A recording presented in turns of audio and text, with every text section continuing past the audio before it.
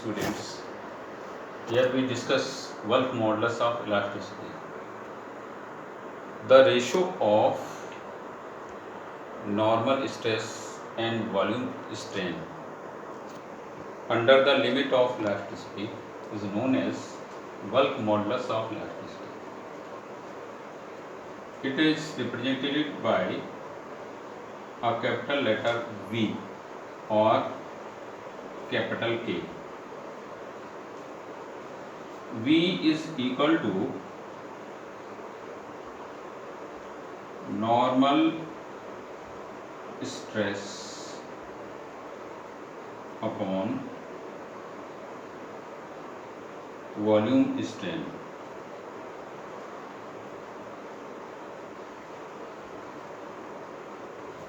Let us consider a spherical body here having initial volume B. हमने यहाँ एक spherical कोई बॉडी ली जिसका इनिशियल वॉल्यूम है कैपिटल V. इसके हर एक पॉइंट पर, इसकी सरफेस के हर एक पॉइंट पर फोर्स लग रहा है कैपिटल F. नॉर्मली फोर्स है जिसके कारण इसका वॉल्यूम जो है चेंज हो जाता है और इसका volume V minus delta V हो जाता है. Hence change in volume is equal to delta V.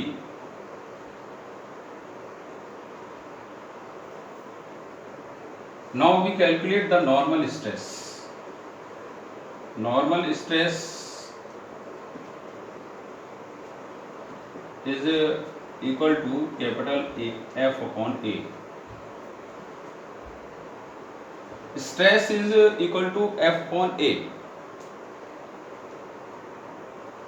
Here the force applied on the surface of spherical body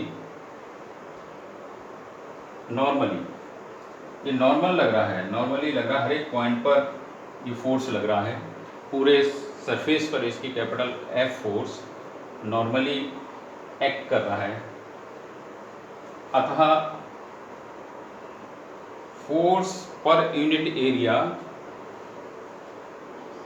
जो नॉर्मली अप्लाइड होता है उसको हम प्रेशर के बराबर रख सकते हैं. तो normal stress is just equal to pressure applied on the body. Volume strain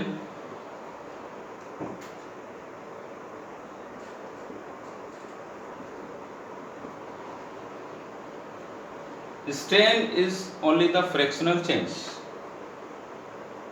Volume strain is the change in volume upon initial volume.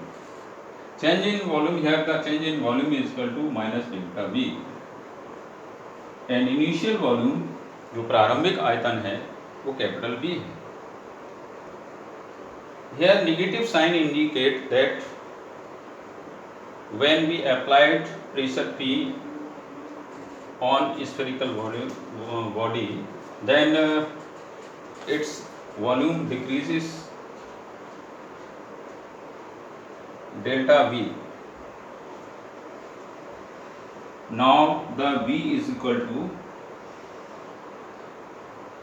P upon minus delta V upon V, which is equal to V ऊपर यहाँ चला जाएगा, multiply हो जाएगा PV upon delta V. Hence the formula for the bulk modulus of elasticity is equal to minus PV upon delta V. This is the formula for the calculation of bulk modulus of elasticity of any body. अब हम यहाँ इसकी जो SI unit है उसको देखेंगे.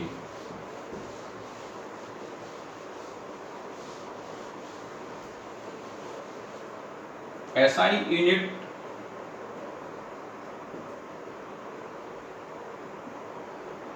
of B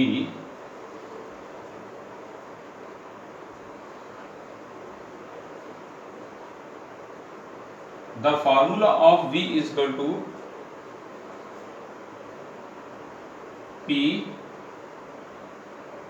upon minus delta V upon B। Hence देखिए यहाँ जो डेल्टा V अपॉन B ये केवल रेशियो अनुपात है, इसलिए इसकी कोई यूनिट नहीं होगी। अतः जो SI यूनिट बल्क मॉडुलस की होगी वो प्रेशर के ऊपर होगी, और प्रेशर का जो यूनिट होती है न्यूटन पर मीटर स्क्वायर होती है। अतः SI यूनिट जो बल्क मॉडुलस की होगी वो न्यूटन पर मीटर स्क्वायर होगी। CGS में इसकी यूनिट को लिखेंगे तो डाइन पर सेंटीमीटर स्क्वायर हो जाएगा। जो बल्क मॉडुलस इसको सिंपल हम वॉल्यूम इलास्टिसिटी कहते हैं, आयतन प्रत्यास्थता।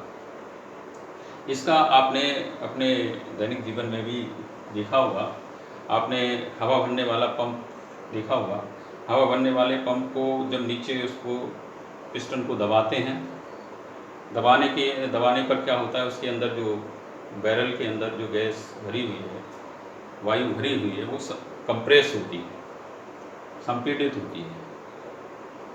और जैसे ही हम उस पिस्टन हैंडल को छोड़ते हैं तो आयतन प्रत्यास्थता जो वॉल्यूम इलास्टिसिटी है उसकी वजह से पिस्टन जो है पुनः अपनी पूर्व अवस्था में आने का प्रयत्न आता है। प्रेशर उस पर लगता है, कंप्रेस जो उसके अंदर वायु है, एयर है, उसके अंदर वॉल्यूम इलास्टिसिटी पाई जाती है। तो जो बल्क मॉडुलस ऑफ इलास्टिसिटी है, आयतनात्मक प्रत्यास्थता, वो सॉलिड, लिक्विड और गैस तीनों में पाई जाती है।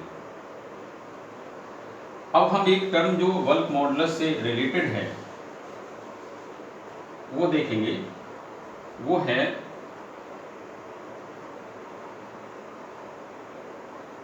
Compressibility.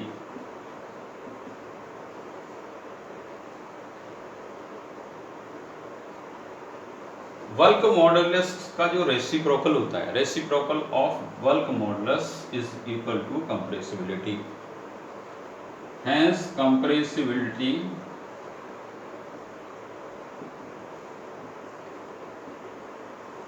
Is equal to 1/B।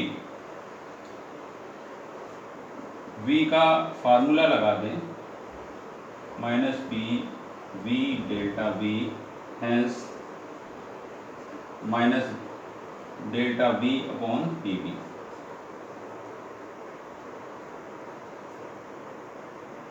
ये कंप्रेसिबिलिटी को कैलकुलेट करने का फार्मूला। कंप्रेसिबिलिटी बल्क मॉडुलस का रेसिप्रोकल होती है।